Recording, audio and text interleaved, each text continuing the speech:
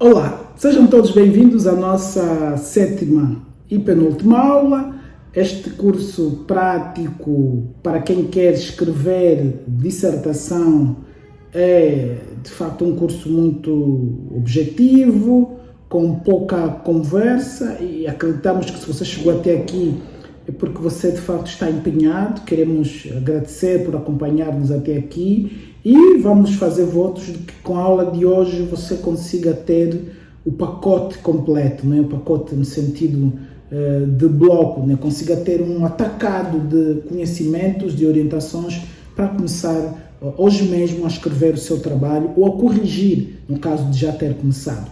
Bem, hoje vamos tratar de como escrever o capítulo empírico, o capítulo prático. Todo o trabalho, em princípio, tem um capítulo empírico, que é o momento em que os dados primários são analisados, ok? Então, a primeira questão que nos colocamos aqui nem é socrática, é mesmo uma questão substantiva, é o que é analisar dados, não é? Em que consiste a análise de dados. É fundamental saber-se isso, ter-se isso claro, para podermos realizar esta tarefa, porque de contrário, o que é que acontece? Os estudantes atiram, lançam, amontoam tabelas e gráficos num capítulo e depois não há qualquer lógica, qualquer coerência, enfim, é fundamental sabermos aqui o que é analisar dados e qual é a função dos dados, portanto, da informação primária, empírica, com a teoria, a informação secundária, ok? E que determinantes, que fatores interferem na qualidade da análise de dados. E aqui a análise de dados não estamos a nos referir à análise estatística, não, estamos a falar do capítulo como um todo, do capítulo em si. Bem, analisar dados é, em termos gerais, demonstrar as relações entre variáveis. Porque se recordar, lá nas primeiras aulas, quando falamos da definição da variável independente, da variável moderadora, falamos das dimensões, dos indicadores do problema, quando estamos basicamente a falar das questões epistemológicas e de todo o quadro lógico da pesquisa, nós dissemos que o investigador, com as suas hipóteses, com a sua pergunta de partida, ele começa um percurso que vai terminar, começa na dúvida e termina no esclarecimento. Estas dúvidas são levantadas, hipóteses em relação a essas perguntas.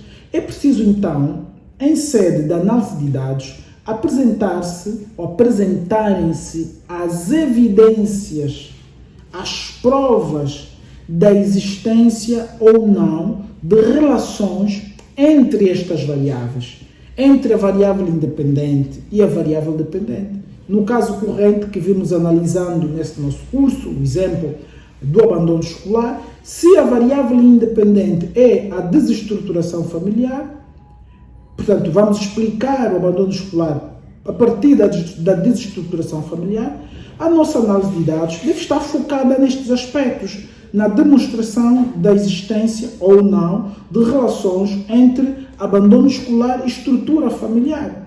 Okay? Portanto, isto é que é de facto fazer uma análise de dados e não colocar de maneira dispersa informações que não permitam ao leitor, qualquer que seja o leitor, mais ou menos experiente, divisar de forma clara a existência destas relações.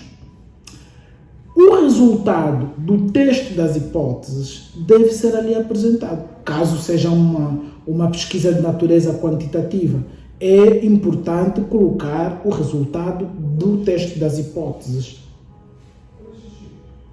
É também necessário apresentar todo o tipo de evidências que se foram construindo ao longo da análise para efetivamente se corroborar ou não, tanto refutar ou corroborar as afirmações ou as promessas que se fizeram lá nos objetivos gerais. E uma forma, uma dica que fica aqui para você, que eu costumo passar aos meus estudantes, é: quando chegar o capítulo de análise de dados, volta Sim, volta para a introdução do seu trabalho, volta para a metodologia do seu trabalho, veja quais foram os objetivos que você anunciou e procure estruturar de tal sorte a que o seu capítulo empírico responda aos objetivos que você anunciou. A maior parte dos estudantes, infelizmente, não faz isso. Quando chega na análise de dados, já nem se lembra o que escreveu na introdução, nem se lembra as teorias que colocou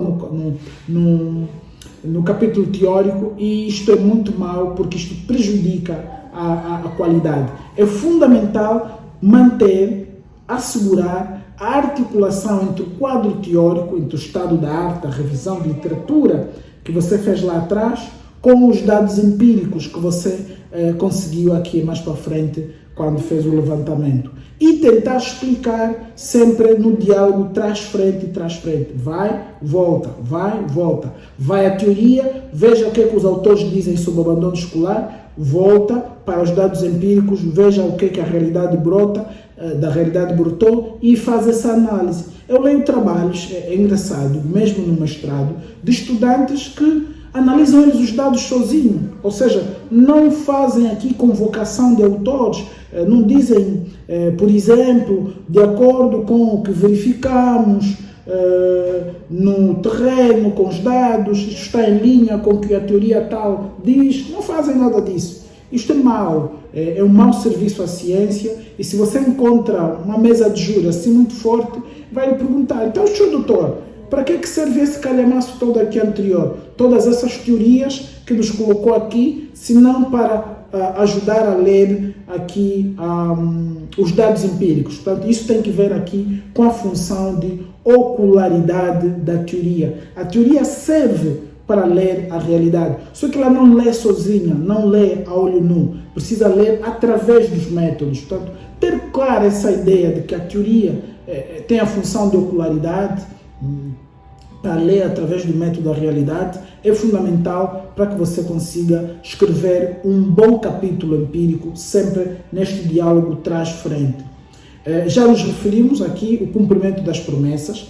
O seu capítulo empírico deve concretizar aquilo que você prometeu, anunciou na introdução e nos seus objetivos. E isto faz como? Faz com recurso ao seu modelo de análise, às suas dimensões do problema, aos seus indicadores. É preciso assegurar isto para que o seu trabalho, de fato, seja coerente com a revisão de literatura. E toda análise de dados deve ser auxiliada com ilustrações, né? Deve ter uma ilustração adequada. As tabelas, os gráficos devem estar devidamente construídos para permitir a construção de imagem, não é? A construção de uma ideia clara sobre cada uma das dimensões do seu problema. Deve estar em gráficos, em tabelas, sempre que possível. E quando não é possível, pode mesmo construir textos corridos, descritivos, para dar conta das principais descobertas, né? Os principais findings. É preciso sinalizar isso, nem tanto no seu capítulo empírico como tal, mas sobretudo no texto que vem a seguir ao capítulo empírico, que são as conclusões. O texto das conclusões deve sinalizar as principais descobertas, deve sinalizar as limitações do estudo e deve sempre lançar um repto para pesquisas futuras. Portanto, isto deve estar no seu texto de conclusão. O trabalho deve ter proporcionalidade, ou seja, você não pode escrever 20, 30, 40, 50 páginas de teoria e deixar apenas 2 páginas de análise de dados. Portanto, não há proporcionalidade entre aquilo que o investigador produziu e em série de fontes primárias, né, dados primários, pelo inquérito, pela entrevista ou pela observação, com aquilo que ele recolheu das fontes secundárias na revisão de literatura. Obviamente a revisão de literatura será sempre, em termos substantivos, mais volumosa que a análise de dados, mas tente não fazer 2 páginas, 4 páginas de análise de dados empíricos num trabalho de 50 páginas, portanto não fica bem. E às vezes falta palavreado porque o estudante ignora toda a parte da revisão de literatura. Quando chegar o momento de analisar os dados, faça com a ajuda dos autores, faça com a ajuda das teorias que você colocou lá atrás no quadro de revisão de literatura. Bem, esta é a nossa aula. Espero que tenha ficado com o essencial e vemo-nos na próxima aula. Até lá. Estamos juntos.